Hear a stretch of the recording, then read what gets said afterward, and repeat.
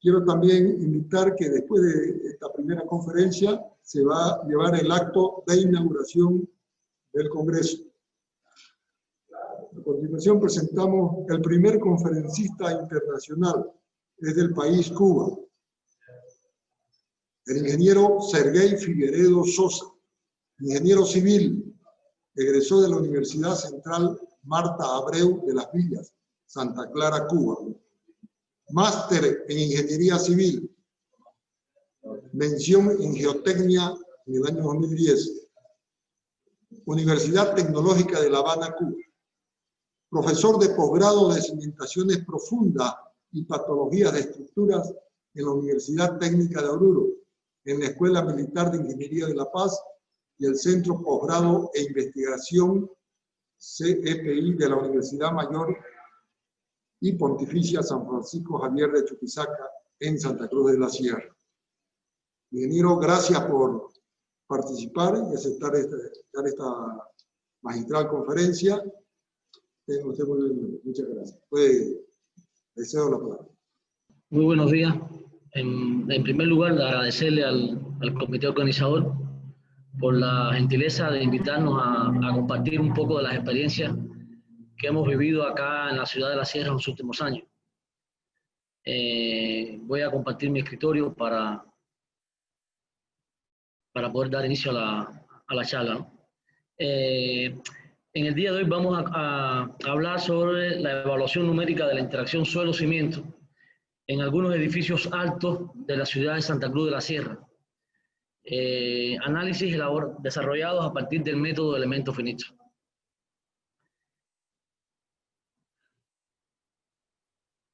Las cimentaciones constituyen unos elementos fundamentales de toda estructura de la ingeniería civil.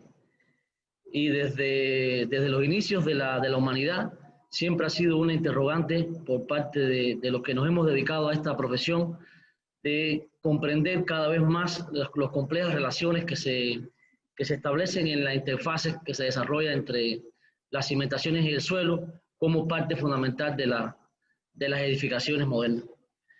En los últimos años se han venido desarrollando diversas técnicas y métodos de análisis que han permitido conocer con un alto grado de fiabilidad el comportamiento que se desarrolla entre los elementos que componen las estructuras y el suelo.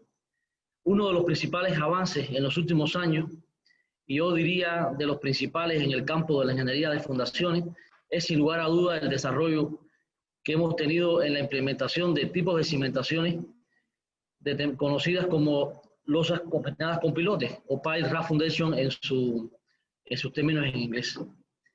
La evolución de este tipo de cimentaciones, y aprovecho para hacer un breve homenaje al ingeniero Leonardo Ceballos, ingeniero mexicano que tuvo a su cargo el diseño de la Torre Latinoamericana en la Ciudad de México, que durante muchos años fue el edificio más alto de Latinoamérica. Ceballos en época tan temprana como 1952 realizó el diseño de la primera estructura apoyada sobre una losa combinada con pilote, dando un salto o marcando un hito en el desarrollo de la ingeniería de fundaciones en el mundo. El artículo desarrollado por Ceballos en el año 1957 es el primero del que se tiene noticia en el mundo, donde se introduce el empleo de pilotes para reducir los asentamientos en edificaciones.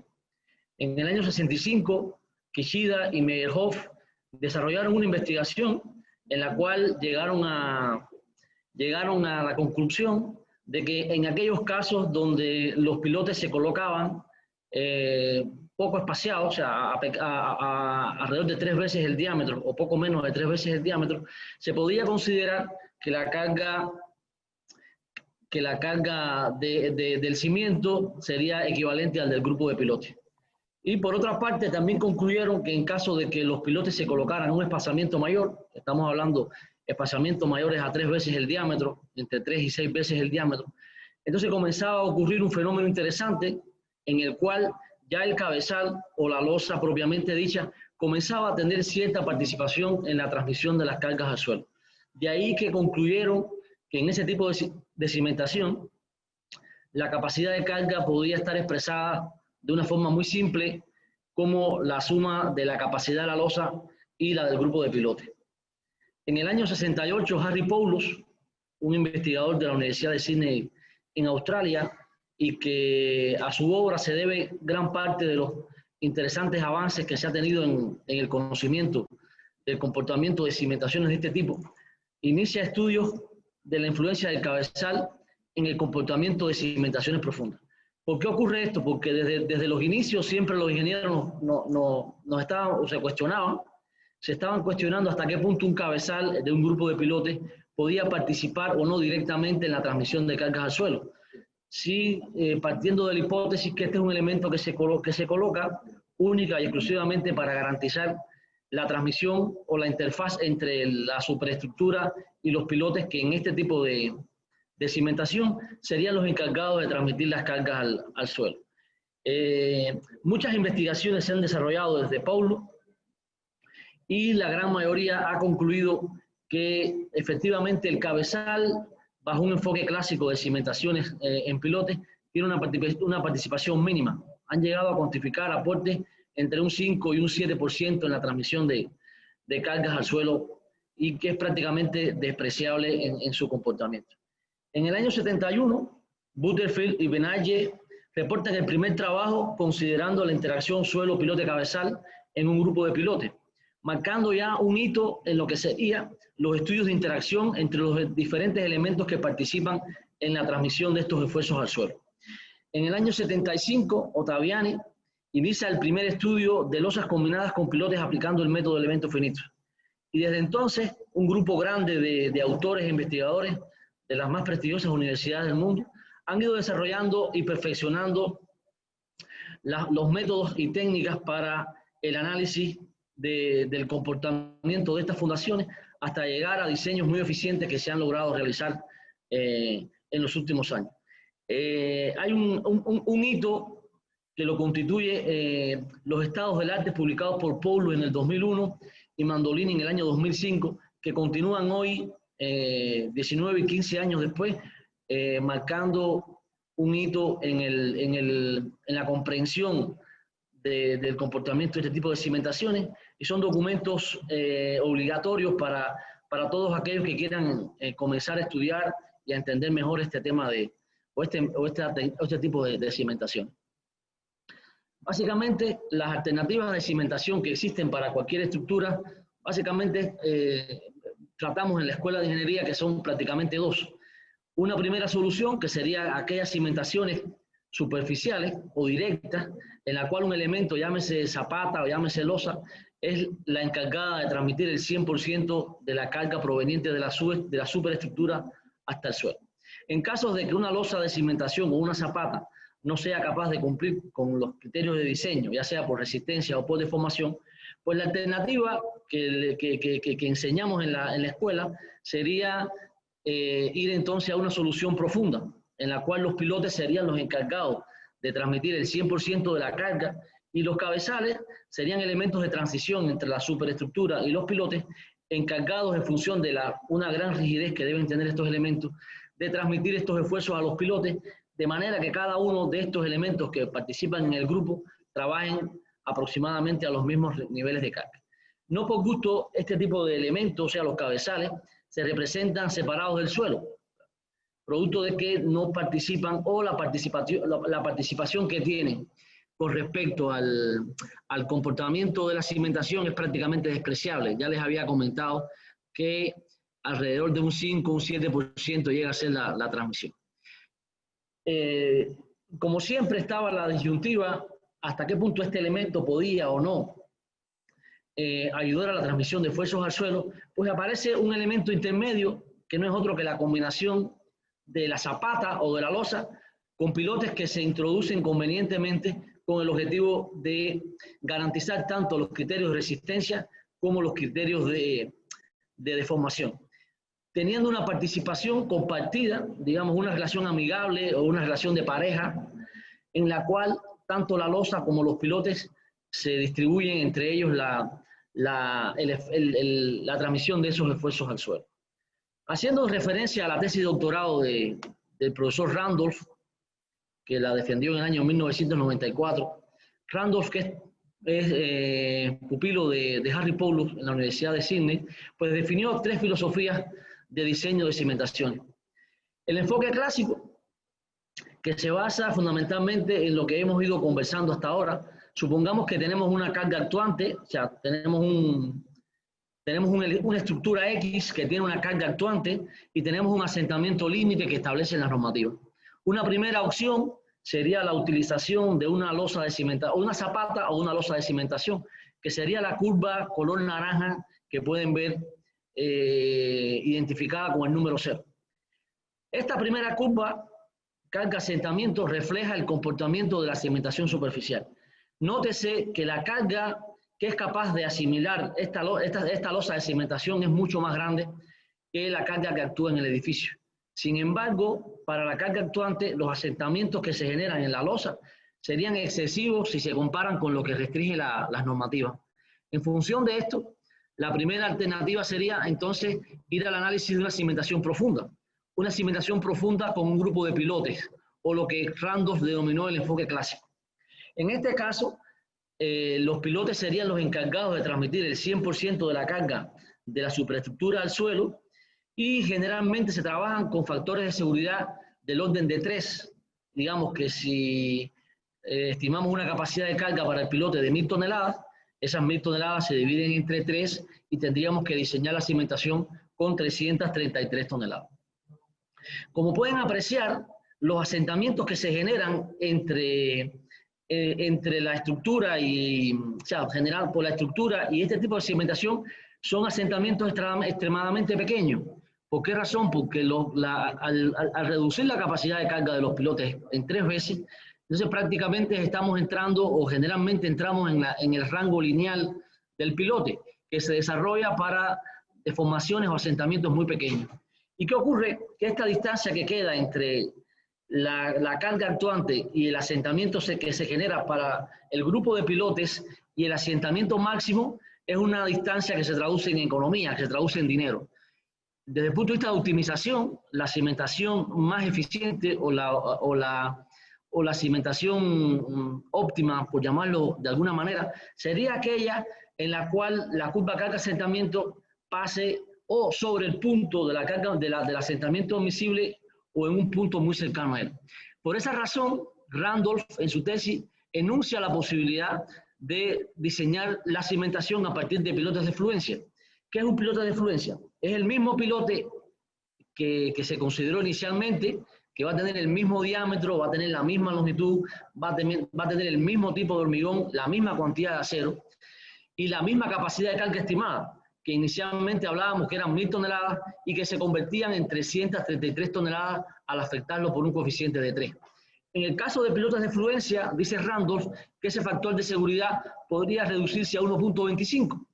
Por tal razón, ese pilote, que cuesta lo mismo, que se fabrica con la misma máquina y tiene la misma cantidad de consumo de materiales, pues podría trabajarse a niveles de carga muy superiores. Sería dividir 1000 toneladas entre 1,25 y ese pilote pasaría automáticamente de trabajar de 333 toneladas, según el enfoque clásico, a 800 toneladas, según el enfoque de pilotes de fluencia. Esto no fue suficiente para Randolph, quien enunció que había todavía otra filosofía en la cual los pilotes podían trabajar con un factor de seguridad 1, o sea, ese mismo pilote tendría, en vez de una capacidad de 333 toneladas del enfoque clásico o de 800 toneladas de los pilotes de fluencia, podría trabajarse a las 1000 toneladas.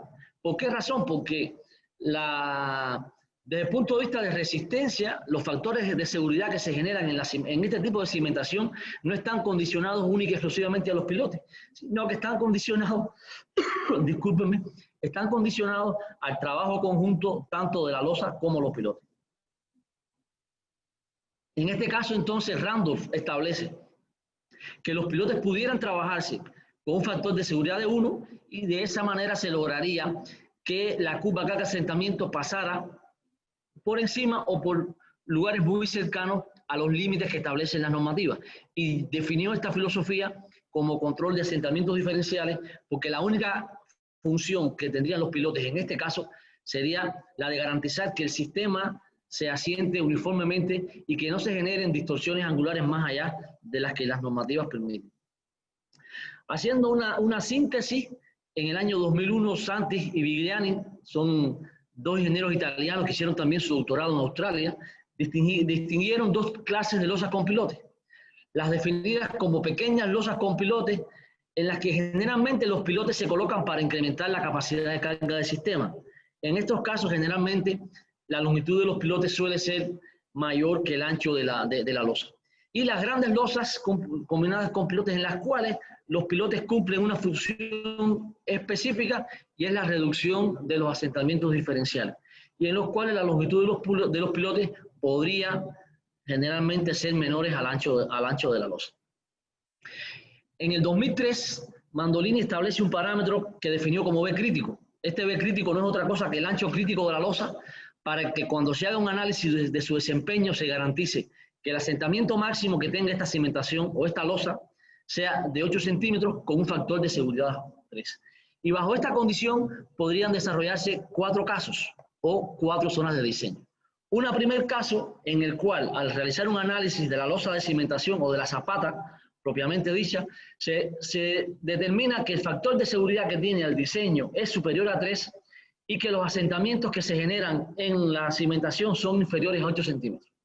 En este caso, que es el más beneficioso y lógicamente el más económico de todos, pues en este caso la cimentación se puede resolver simplemente de forma directa, ya sea por medio de zapatas o de una losa de cimentación.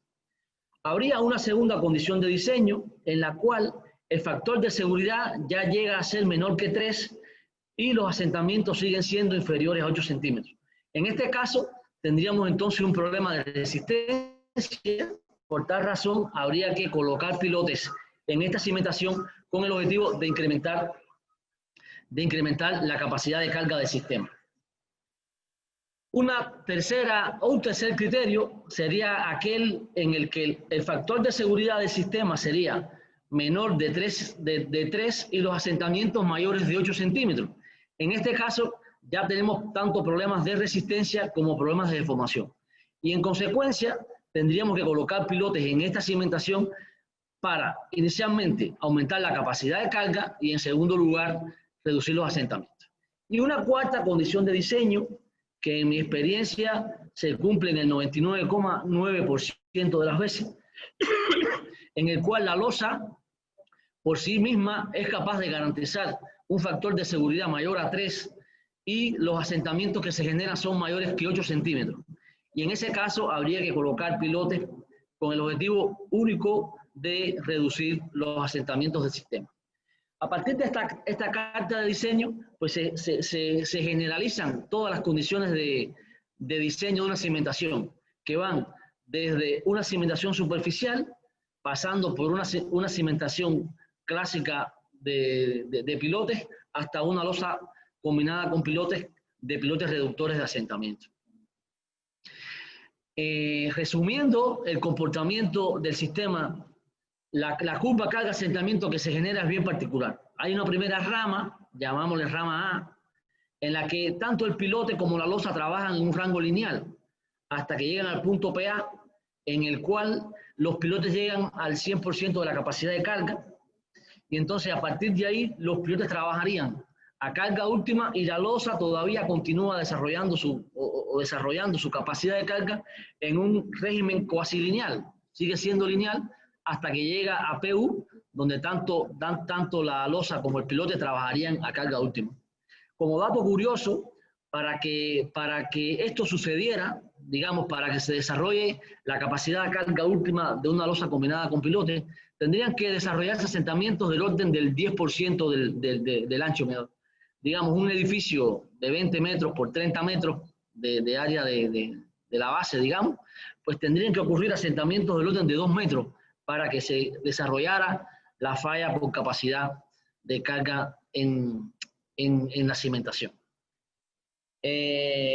Con respecto a los criterios de diseño, pues básicamente se trabajan los mismos criterios que se trabajan en otro tipo de cimentación, aquellos criterios de resistencia en los cuales tenemos que garantizar factores de seguridad que sean mayores a 3, y el criterio de formación para el cual los asentamientos absolutos no deberían superar los 8 centímetros para edificios convencionales, digamos edificios a 30, 40, 50 pisos, y las distorsiones máximas deberían estar en el orden de luz sobre 500 o 0,002. Es importante destacar que en el diseño de cimentaciones, durante muchos años, yo creo que todavía en muchos lugares del mundo y muchos ingenieros todavía realizan los diseños basados en enfoques de resistencia. Ya hace alrededor de 20, 25 años, la Sociedad Internacional de Mecánica de Suelos e Ingeniería Geotécnica, en el comité número 15 encargado de estudiar cimentaciones de este tipo, han venido socializando y han venido publicando diferentes estudios en los cuales uno puede se nota que los criterios de resistencia han ido pasando a un segundo plano. La forma en que se manifiestan los daños o los errores o los problemas en las cimentaciones están ligados directamente con problemas deformacionales. O sea, es muy poco probable, salvo muy escasas excepciones, que se den fallos por resistencia en problemas de cimentación. La mayoría de los casos y la forma en que se manifiestan inicialmente siempre son a partir de problemas de asentamiento. Por tal razón, este enfoque de diseño, pues parte como elemento fundamental de garantizar que se desarrollen los asentamientos admisibles, tanto absolutos como diferenciales. Y aquí les comparto una búsqueda sobre algunas normativas y cómo tocan el tema de la distorsión angular, o sea, el asentamiento diferencial entre un apoyo y otro, y pueden ver que hay cierta tendencia o cierto consenso internacional a trabajar con L sobre 500 o 0,002. Hay algunos casos extremos, digamos, como las normas técnicas del Distrito Federal de la Ciudad de México, que lógicamente con las condiciones geotécnicas de la ciudad, pues permiten distorsiones un poco mayores, del orden de L sobre 250. Y es importante tener en cuenta que a partir de relaciones de L sobre 333 o 0,003 ya comienzan a aparecer daños en muros y elementos arquitectónicos. Ya a partir de 0,006 pues ya empiezan a generarse daños estructurales severos. Llama la atención el código chino del 2002, que hace una distinción en función de la altura del edificio, algo novedoso desde mi punto de vista, y por ejemplo para estructuras menores de 24 metros permite distorsiones del orden de 0,004, y para edificaciones con alturas mayores a 100 metros pues tiene restricciones bien altas del orden de 0,001 o de L sobre 1000. Ya después de esta breve introducción sobre el tema en cuestión, pasaremos entonces a compartirles algunas de nuestras experiencias acá en la ciudad de Santa Cruz de la Sierra con respecto al empleo del método de elementos finitos para el estudio de la interacción suelo-cimiento, con el objetivo del diseño y verificación de algunas de las estructuras que hemos podido diseñar acá en la ciudad de Santa Cruz de la Sierra. A este edificio que ven, Vertical y Suto, es un edificio de 10 pisos. Le tengo un cariño especial porque fue el primer edificio que diseñamos en esta ciudad y que ha tenido un desempeño extraordinario. O sea, se ha comportado excelentemente bien. Esta edificación es un diseño que realizamos hace unos 3 años y tiene la particularidad de que inicialmente estaba con el enfoque clásico de cimentación, como pueden ver en esta pequeña imagen aquí abajo. Estaba diseñado con 73 pilotes de 36 milímetros de diámetro y sus respectivos cabezales, y realizamos un diseño inicialmente con 18 pilotes de 36 milímetros. El dueño, con quien tenemos una relación especial desde entonces, pues nos decía que 18 pilotes eran muy pocos, ¿no? Y nos pidió entonces que aumentáramos un poco la cantidad, y entonces fue muy cómico porque le dijimos, bueno, 25 es divisible por 5, entonces si le parece, en vez de 18 ponemos 25 pilotes. Y se puede notar, ¿no?, la reducción bien significativa de la cantidad de pilotes, en este caso. Este es otro proyecto que también trabajamos en la ciudad. Inicialmente eran 130 pilotes de 500 milímetros y el diseño se hizo con apenas 63 pilotes de 500 milímetros. Este otro proyecto, igualmente, inicialmente tenía 166 pilotes de 36 centímetros de diámetro y 362 pilotes de 500 milímetros, estamos hablando de 500 y tantos pilotes, y lo desarrollamos con 46 pilotes de 36 centímetros y 136 pilotes de 500 milímetros. Pueden ver ahí los asentamientos estimados del orden de 6 centímetros aproximadamente. Este es otro edificio que desarrollamos para la ciudad también y que tiene 23 niveles y se desarrolló con 65 pilotes de 800 milímetros y 20 metros de profundidad. Este es uno de los últimos proyectos que hemos realizado, y en este caso es una edificación de 26 niveles que se está construyendo con 120 pilotes de 500 milímetros y 19 metros de profundidad. Esta edificación, bueno, esta es alguna de las fotografías del edificio que les mostré anteriormente, ¿no? Del edificio en Towers que está siendo construido en la actualidad. Haciendo una panorámica de las características geotécnicas de la ciudad de Santa Cruz de la Sierra, la ciudad presenta una estratigrafía bien compleja. Son suelos sedimentarios de origen aluvial que se ha ido formando a la buena voluntad, yo diría, del río Piraí. Con cada avenida y con cada época de sequía, pues se ha ido conformando la estratificación de los suelos de la ciudad de Santa Cruz de la Sierra. Estos suelos se caracterizan fundamentalmente por una gran heterogeneidad, o sea, una mezcolanza de diferentes tipos de materiales en los que predominan arenas limosas de grano fino a medio, arcillas de plasticidad media, gravas bien finas y bien localizadas, no es una generalidad, arenas gruesas y arcillas rígidas a mayores profundidades. Es importante destacar que estos suelos aparecen de forma aleatoria y que varían de una forma bien grande, tanto en profundidad como en superficie. Eso hace que sea muy heterogéneo y que puedan existir marcadas diferencias en lugares muy pequeños, ¿no? O sea, hemos tenido la experiencia de en un mismo edificio, 2 sondeos separados a 15 metros uno de otro y tenemos estratigrafías totalmente diferentes. Los niveles freáticos oscilan entre -1 y -6 metros. Y de forma general, a partir de 10 metros, ya los suelos empiezan a presentar densidades medias que llegan a ser las altas en algunos casos. Ahí pueden ver en el mapa de la ciudad la ubicación de algunos de los proyectos que hemos realizado desde el 2015 hasta la fecha. Les quiero compartir una experiencia de uno de los edificios que está en construcción en la ciudad de Santa Cruz actualmente. Es una torre de 26 pisos que estamos construyendo en el tercer anillo de la zona norte de Santa Cruz.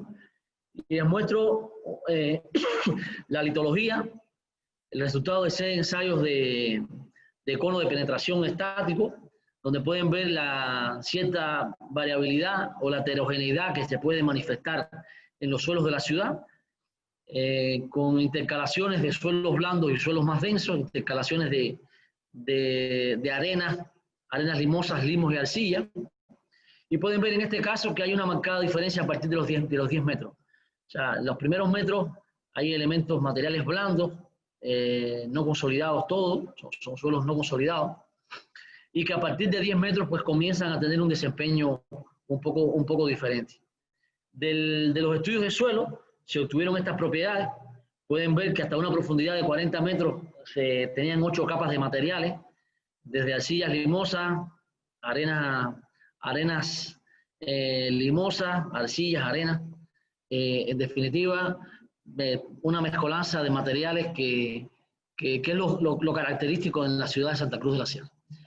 El análisis se realizó por etapas, partiendo por el desarrollo de las tensiones por peso propio de la masa de suelo. Este es un modelo que tiene cerca de 1 millón de elementos finitos, desarrollado con 4 veces el ancho en el dimensionamiento del modelo, 4 veces el ancho de la cimentación, tiene 40 metros de profundidad. Para el desarrollo del modelo se elaboró todo un procedimiento de la calibración matemática para definir desde el tamaño del modelo, el tipo de elemento finito, el tamaño de los elementos finitos, de manera que el error numérico pueda minimizarse al máximo, ¿no? Una segunda etapa constructiva, que sería la excavación, la construcción de los muros de sótano y de la cimentación, y una tercera etapa que sería ya la superestructura como tal, actuando sobre la edificación. En este sentido, se evaluaron 3 alternativas. Una primera alternativa, que era una cimentación profunda con el enfoque clásico sobre pilotes. Una segunda alternativa, que era una losa de cimentación sin pilotes. Y una tercera alternativa, que sería una losa combinada con pilotes.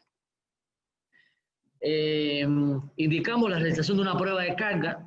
Es importante recalcar la importancia que tienen estos ensayos para la reducción de la incertidumbre relacionada con el desarrollo de una cimentación profunda, ¿no?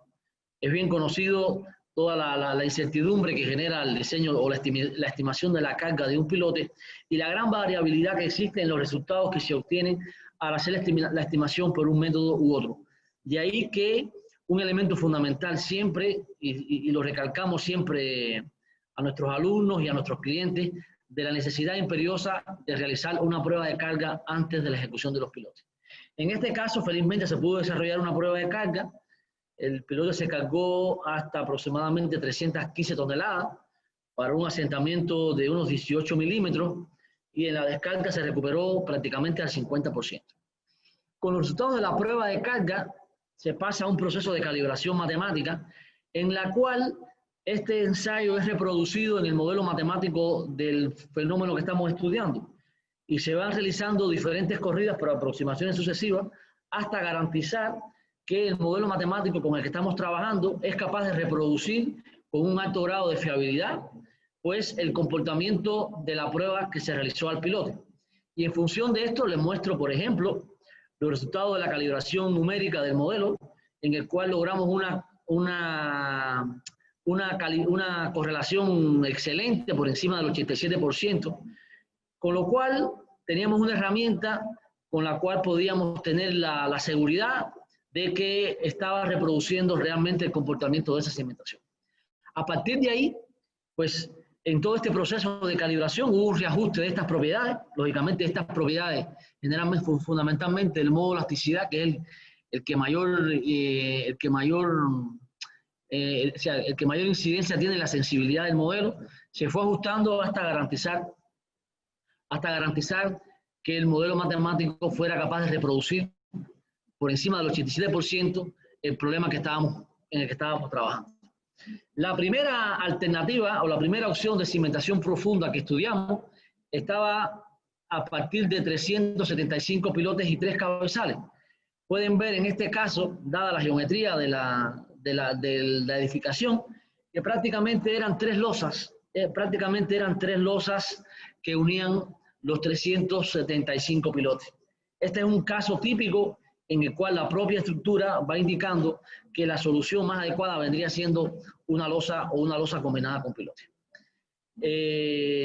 Los estados de cargas que se evaluaron, generalmente para el caso geotécnico, los elementos más críticos serían las cargas gravitacionales, básicamente, carga muerta y carga viva, y ya para la verificación estructural, entonces, sí se tiene en cuenta el caso de la carga de viento y de la carga de sismo. En el caso del diseño geotécnico, prácticamente estos elementos no tienen una incidencia muy marcada, en este edificio especialmente. Del análisis se pudieron estimar los asentamientos que se generarían o que se pudieran generar en la cimentación. Estamos hablando de asentamientos del orden de 6 centímetros aproximadamente, con el diseño de los 375 pilotes. A continuación les muestro un análisis de las deformaciones en distorsiones angulares. Como pueden ver, los asentamientos que se generaron eran menores a 8 centímetros, pero desde el punto de vista de distorsión angular o de asentamientos diferenciales entre los distintos apoyos de la cimentación, podemos identificar ahí que existían problemas. Pueden ver, por ejemplo, el caso donde las relaciones son verdes, digamos, esas líneas verdes representan que las relaciones son inferiores a 0,002, y aquellas líneas rojas son las relaciones en las cuales se excede este caso. El valor máximo de las relaciones que se obtuvieron es de 0,0033, que viene siendo la luz sobre 303, y el 22% de las relaciones no cumplían. Aquí llama la atención que en el centro de la torre, justo dentro de la torre, se producen la mayor cantidad de los problemas que pudieran traducirse a mediano y largo plazo en problemas de rajaduras en los muros divisorios, vidrios que se rompen, ventanas y puertas que no se pueden abrir o cerrar con facilidad, producto de estos asentamientos diferenciales que generan determinados esfuerzos en la superestructura y que termina generando este tipo de situación. A partir de lo cual partimos a un segundo análisis, verificando una losa de cimentación sin pilotes, y en este caso se estimaron asentamientos de 14 centímetros, asentamientos que son superiores a los que nos limita la normativa, y por tal razón esta sería una opción que no es viable para el desempeño de la edificación. Y finalmente se realizó un diseño a partir de una losa combinada con 163 pilotes. Pueden ver la distribución de pilotes. Los pilotes rojos tienen una profundidad de 25 metros y están concentrados en el núcleo rígido de la estructura, donde se concentran las principales cargas que llegan a la cimentación, y 99 pilotes apoyados en la cota menos 18. Realmente apoyados en la cota menos 25 los rojos y en la cota menos 18 los azules. El resultado, asentamientos similares a los que se obtienen con una cimentación clásica con pilote, del orden de 6 centímetros, y la gran diferencia radica en los asentamientos diferenciales. Vean cómo con el diseño de la losa combinada con pilotes se garantiza que el asentamiento al interior de la torre sea uniforme, de manera que en el 100% de los casos de las relaciones que se establecen dentro de la torre, los asentamientos diferenciales son menores a 0,002 o L sobre 500. Y solamente un 9% de estas relaciones que se ubican en el contacto de la torre con una edificación aledaña, pues presentan entonces asentamientos diferenciales del orden de 0,003 o distorsiones del orden de 0,003, que son fácilmente solubles porque son dos estructuras independientes. Y en este caso, la estructura que se conecta con la torre es un edificio de estacionamiento que no tiene tabiquería ninguna, y por tal razón son mucho más amigables a problemas de distorsiones angulares. Y no obstante a eso se decidió con el calculista de la estructura pues resolver la unión por medio de unos elementos biarticulados, de manera que pudieran tomar la diferencia que se generaba o que se pudiera generar a futuro entre la torre y el edificio de parqueo. Haciendo un resumen y una comparación en cuanto al comportamiento geotécnico tanto de la cimentación con pilotes como la losa con pilotes y la losa combinadas con pilotes, podemos ver, por ejemplo, en el caso de la cimentación con pilotes, que los asentamientos máximos finales estaban en el orden de los 4 y entre 4 y 5 centímetros, digamos, de asentamiento máximo, en este caso, y vean una mayor variabilidad con respecto a la losa con pilote. Vean que los rangos de asentamiento son muy parecidos, sin embargo, en la losa con pilote son mucho más uniformes, ¿no? Si lo comparamos con la losa sin pilote, pues realmente hay una gran diferencia entre todos, ¿no? Y desde el punto de vista de los materiales, pues hay una reducción importante del número de pilotes, un poco más del 50% de la cantidad de pilotes. Los volúmenes de hormigón se incrementan con respecto a la losa. Estamos hablando de una losa con 2.022 metros cúbicos de hormigón, pero al hacer un análisis solamente ligado a los materiales, al hacer un análisis entre ambas alternativas, pues se consiguió una reducción del orden del 30% del costo de la cimentación, sin entrar en temas de tiempo, sin entrar en temas de mano de obra, sin entrar en temas de gastos indirectos. Lo que hace que esta solución sea muy amigable con los suelos de la ciudad de Santa Cruz de la Sierra, y también muy amigable con el bolsillo de los inversionistas que construyen en esta zona. A continuación, y ya para finalizar, les muestro algunas de las fotografías del proceso constructivo. Les comento que el vaciado de la losa se realizó en 27 horas, aproximadamente 2.100 metros cúbicos de hormigón se vaciaron en apenas 27 horas de trabajo. Aquí pueden ver la armadura completa de la losa de cimentación previo al comienzo del vaciado. Aquí les comparto una foto del mediodía del día siguiente, donde ya se había vaciado prácticamente el 50% de la losa. Es importante destacar las consideraciones que se tuvieron para el diseño de la mezcla, para garantizar minimizar al máximo los procesos de retracciones hidráulicas que se generan antes del proceso de fraguado, y que permitió que el elemento se pudiera ejecutar con una calidad excelente, minimizando al máximo la fisuración y logrando ejecutar una losa prácticamente sin ninguna fisura de importancia. Esta es la experiencia que quería comentar con ustedes. Una vez más les agradezco a todos la presencia y al comité organizador por habernos dado la oportunidad de compartirla con ustedes. Muchas gracias. Enseguida habilitaremos la ronda de preguntas para que los colegas puedan decir sus inquietudes, ¿no? Y también necesitaría que levanten la mano mediante el chat para que nosotros podamos habilitarle el audio. Le decía, en esta interrelación que tiene que haber entre el laboratorio, las pruebas de carga y el modelo, ¿qué opinaba sobre el uso de ensayos de consolidación, por ejemplo, para poder caracterizar el comportamiento, particularmente a las arcillas, en fenómenos de endurecimiento, para poder utilizar modelos constitutivos con endurecimiento? Exacto, sí, claro. No hemos tenido, solamente en un proyecto hemos podido trabajar con ensayos de consolidación. O sea, solamente en un proyecto pudimos realizar los ensayos de consolidación. Y lógicamente, en este caso se puede hacer también análisis con endurecimiento. Yo tuve la oportunidad de estar en Brasil, en la Universidad de Brasil, en el año 2013-2014. Y allá tuve la oportunidad, tanto en la Universidad de Campinas como en la de Brasil, de realizar ensayos a escala real de este tipo de cimentación. Tanto a carga vertical como a carga horizontal y su combinación. Y en los modelos que estaban realizando en la tesis, estábamos utilizando para las arcillas de esa zona ahí, lógicamente, estábamos utilizando CAMP-CRE modificado y obtuvimos excelentes resultados en la calibración de los modelos y los resultados que tuvimos con las pruebas de carga. Acá en la ciudad solamente hemos trabajado en un proyecto que hicimos para el Urubó, que no se ha construido, por cierto.